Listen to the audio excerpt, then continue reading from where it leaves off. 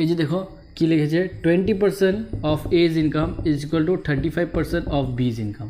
এটা কেটে আমি ছোটো করে দিই 4 ये 7 तो ए बी इक्वल टू ये 7 ये 4 क्लियर ना। हाँ अब क्या है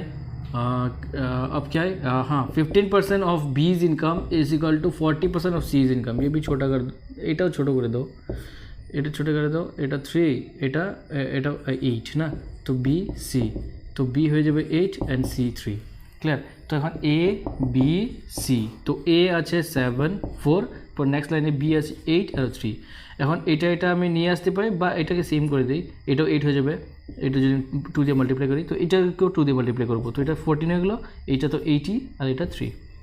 এখন দেখো কী বলেছে সি ইজ मतलब সির ইনকামটা 30,000, তো এটা 3, তো এটার ভ্যালু আছে 30,000, তো 30,000 তার মানে আমি 10,000 দিয়ে মাল্টিপ্লাই করলাম।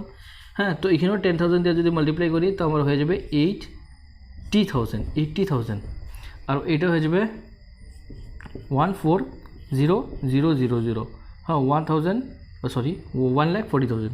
এখন কি বললো কি টোটাল এবিসির কী বের করো ইনকাম, তো এই তিনটাকে সবকে প্লাস করে দেবো, তো আমার কত আসবে 4টা জিরো আর 8 9 10 11 12 13 14 15 5 আর 2, দ্যাট মিন্স 2,50,000 হবে অ্যান্সার।